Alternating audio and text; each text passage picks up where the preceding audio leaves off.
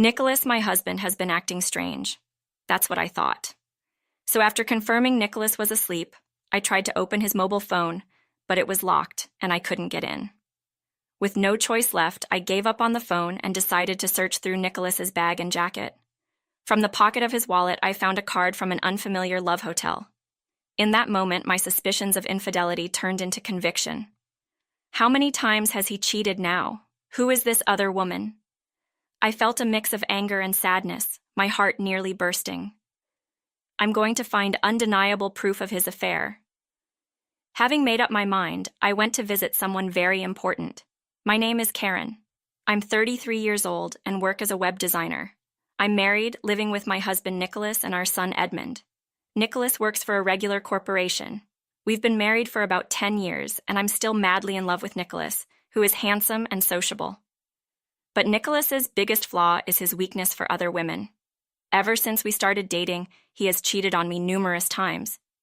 Each time it creates a difficult situation, but due to my deep love for him, I ultimately forgive him. Plus, I've always thought it's better for Edmund to have his father around, so divorce was never an option for me. Now, however, each time Nicholas cheats, it wounds my heart and erodes my confidence as a woman. During these tough times, my best friend Ryland has been my rock. Ryland and I have known each other since kindergarten.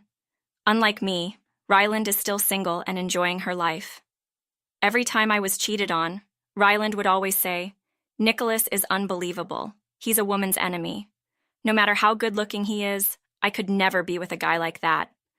Or, "Anyone who makes Karen cry won't have a good end. Straight to hell," I say. Hearing Ryland trash talk Nicholas always helps clear the turmoil in my heart. Ryland has only met Nicholas a few times, but she's always listened to my stories about him, so she really dislikes him. Ryland has been a standout beauty since we were kids. Even at 33, Ryland is still stunningly beautiful, always dressed fashionably and catching everyone's eye. On the other hand, I've always been the plain one, overshadowed by Ryland. Now, with working and parenting, I've put myself second, and my plainness seems more pronounced. Comparing myself to Ryland, I often fall into self-loathing. I wish I could be as beautiful as Ryland. Maybe then Nicholas would stop cheating. With that thought, I decided to start with dieting. I committed to an hour of walking and restricted my diet, even cutting out my beloved sweets. I also made sure to do some strength training and stretching before bed. Gradually, my weight started to drop, and my body began to look more toned. Thrilled, I said to Nicholas, "Look, I've lost some weight, haven't I?" I asked him. Then Nicholas replied, "Really? Who cares if you lose weight? No one's looking at you anyway. Don't bother," he said with a sleazy smile. "That's terrible. I've been working so hard to become a little bit like Ryland, to be beautiful. You trying to be like Ryland? That's impossible. You're worlds apart." And he just laughed raucously. Then, after his bout of laughter, "But you know, Ryland really is cute. I wish I'd married her instead of you." Nicholas then said, "Too bad for you. Ryland hates you, Nicholas, so that's never happening." I was shocked but managed to respond, "Why does Ryland hate me? That makes no sense. You must have told her something weird, right? That's just low." Nicholas got genuinely angry and said, "But I replied to Ryland, you will always be the cheater who makes her best friend cry. It's natural for her to dislike you." Hearing this, Nicholas sulked and stormed out of the room. Though handsome, Nicholas is quick to anger and tends to cause emotional distress. Worse, when he feels cornered, he shuts everyone out. Once he does, he often doesn't come home for days. I wonder how many days he'll be gone this time. With a heavy sigh, and then my husband left the house again. I texted Ryland. Her reply came quickly. "Nicholas runs away too much, doesn't he? He's definitely with another woman again. Maybe it's time to think about divorce," it read. Divorce, huh? Ryland is suggesting it too. Should I consider divorce if Nicholas cheats again? But I really don't want a divorce. Torn, I decided to seek advice from my mother-in-law, Serenity. She lives nearby and has always treated me like her own daughter. Having lost my parents when I was young, I've always adored Serenity like she's my real mother. I didn't want to upset her, so I never mentioned Nicholas's infidelities before. but maybe getting Serenity to talk some sense into Nicholas would be more effective. I went to Serenity's house and told her everything. Then Serenity let out a big sigh. "He's just like his father," Serenity said, more in dismay than anger. "I'm sorry for the pain Nicholas has caused you." With tears in her eyes, she apologized deeply. "No, it's not your fault, Serenity." Serenity assured me, "I'm always on your side, Karen. If there's anything I can do to help, just let me know," Serenity said. I never imagined Nicholas would cheat. He despised his father for doing the same, for being a serial cheater who was rarely home. To think that he's repeating that pattern. I suffered through his father's infidelity, and Nicholas grew up watching that. "What is he thinking?" she shared. I was surprised to learn about Nicholas's past. I told her, "I don't want to divorce Nicholas. Edmund needs his father, and I don't want to lose you either.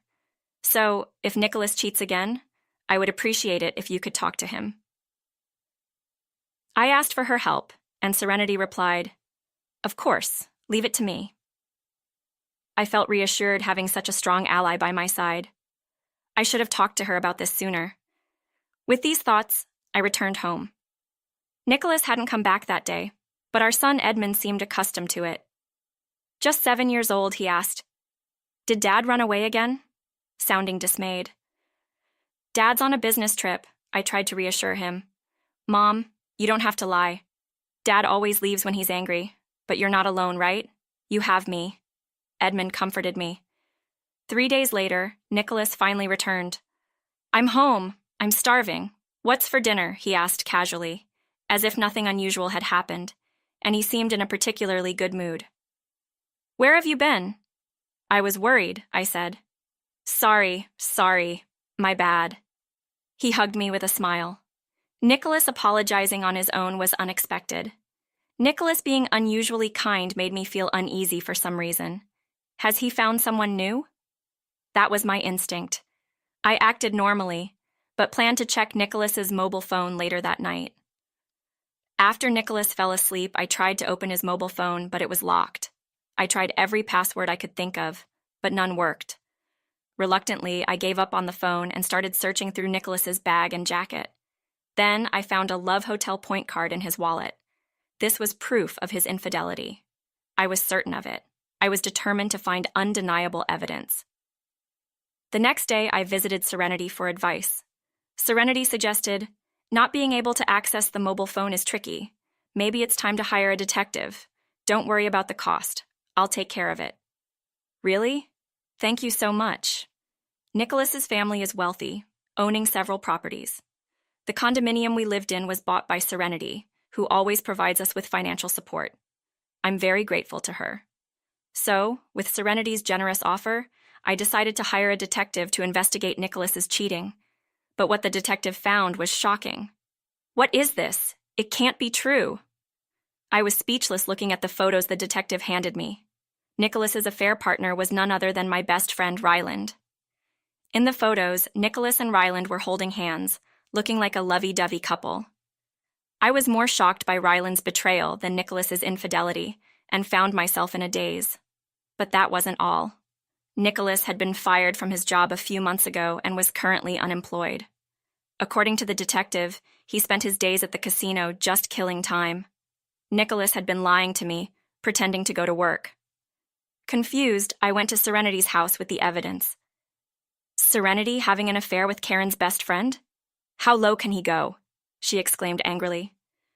Furthermore, Serenity said, "My husband's mistress was also a friend of mine. I understand exactly how you feel, Karen. Let's make sure these two get what they deserve." And she was determined. "I can't stay with Nicholas anymore. I'm thinking of divorcing him," I said. Serenity replied, "Yes, I think so too. A man like that isn't worth staying with," she said clearly. "Although it's sad not to be family with you anymore, Serenity. Can I still come to visit?" When I asked, Serenity fell silent, lost in thought. Then she said, "Karen, I have a suggestion if you're willing to hear it. I want to be with you more than Nicholas. He is my biological son, but he sees me more like a bank that just gives him money. You, on the other hand, Think of me like a real mother. So, if you divorce Nicholas, would you become my adopted child? That way you could inherit my estate. I'll cut ties with Nicholas. What do you think? She asked. I was stunned by her unexpected proposal, but both Edmund and I loved Serenity dearly, so I was genuinely happy. I eagerly agreed to become her adopted child. Serenity looked pleased. That's wonderful. Let's start the procedures right away. She seemed completely determined. From that day, we began preparing for the divorce. After the divorce, at my request, I would move in with Serenity in her house. The condominium we currently lived in was in Serenity's name, so we decided to sell it secretly, without telling Nicholas. The biggest concern in all of this was Edmund. Taking a father away from a 7-year-old seemed cruel, but Edmund's reaction was straightforward. I'm totally fine without Dad. He's scary when he's angry, and it's better if he's not around, he said. Since Nicholas was often absent, he hadn't built a strong relationship with Edmund. This made it easier for me to decide on the divorce without regrets. Even as we made our preparations, Nicholas, oblivious to everything, continued to secretly meet with Ryland. During this time, I continued to exchange messages with Ryland. I have a new boyfriend. He's really cool, she would brag about her new boyfriend, saying things like this.